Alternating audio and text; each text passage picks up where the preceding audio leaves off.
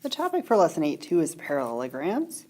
You'll learn how to recognize and apply properties of the sides and angles of parallelograms and recognize and apply properties of the diagonals of parallelograms. How are parallelograms used to represent data?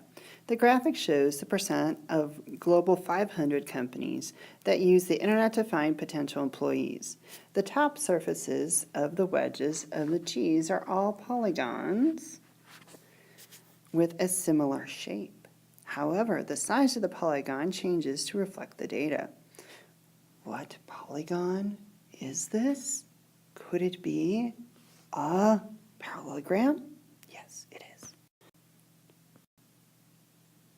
A parallelogram is a quadrilateral with both pairs of opposite sides parallel. So quad means it has 4 sides. And symbolically, they made a little parallelogram looking thing. This is parallelogram, ABCD.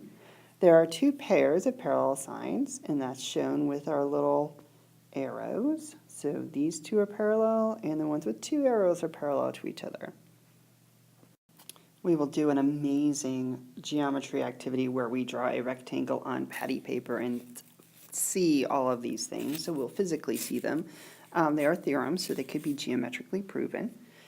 Theorem 8.3, the opposite sides of a parallelogram are congruent. Theorem 8.4, the opposite angles of a parallelogram are congruent. Theorem 8.5, consecutive angles of a parallelogram are supplementary. And 8.6, if a parallelogram has 1 right angle, it has 4 right angles. If you need a pause here to write stuff down, pause as long as you need, but I'm going to go on.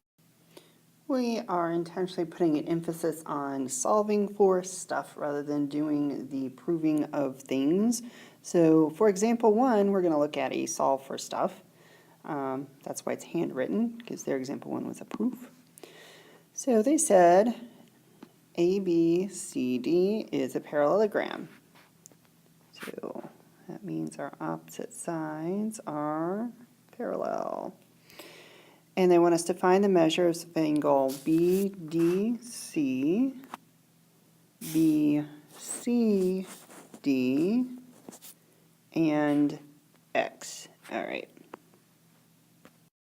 Well, anytime parallel lines are cut by a transversal, which BD would act as a transversal, alternate interior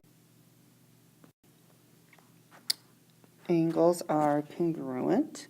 So we would have a 54 there, and so a 54 there. So there's our first angle. Measure of angle BDC is 54.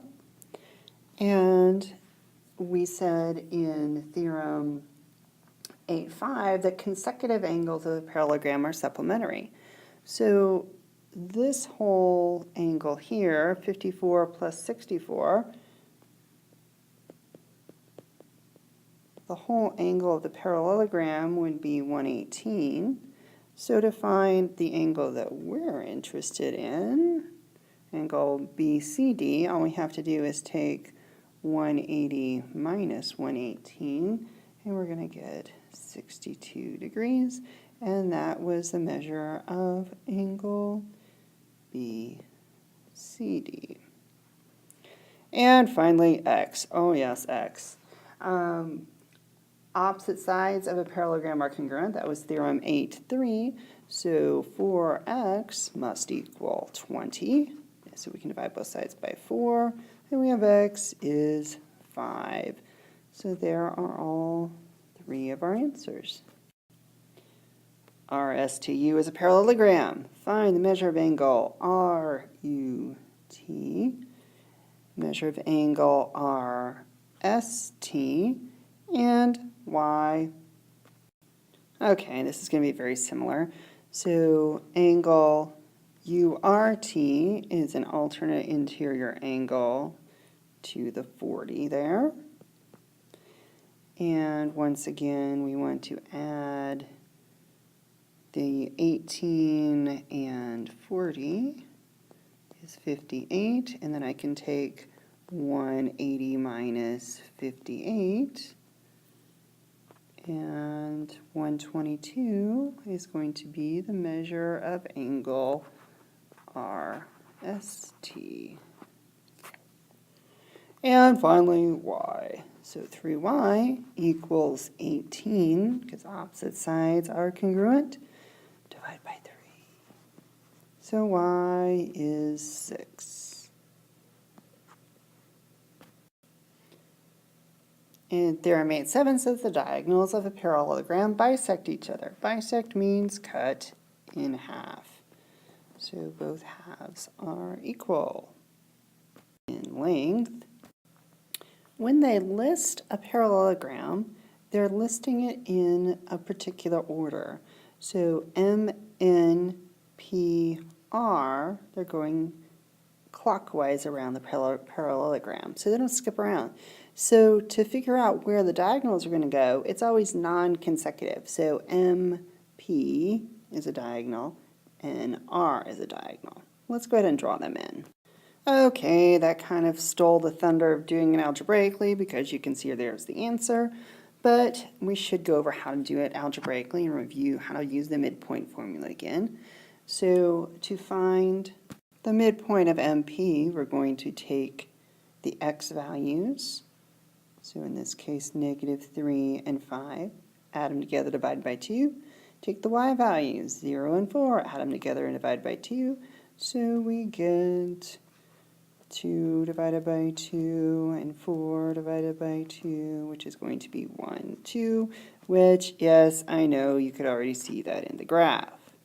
But we've been doing midpoint formula all year, so it's a good point to make a connection to earlier stuff in the course. The last theorem is used more in proofs than in solving for stuff like we're going to work on. Each diagonal of a parallelogram separates the parallelogram into two congruent triangles. And that'd be easy to prove because we already know we'd have two sets of alternate interior angles. So there's angle, angle.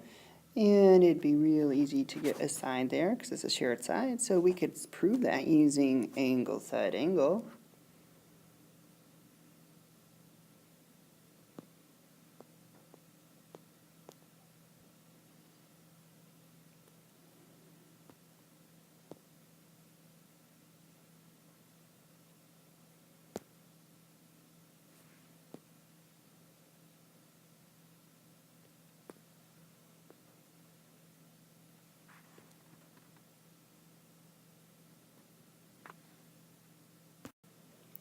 In summary, in a parallelogram, opposite sides are parallel and congruent, opposite angles are congruent, and consecutive angles are supplementary.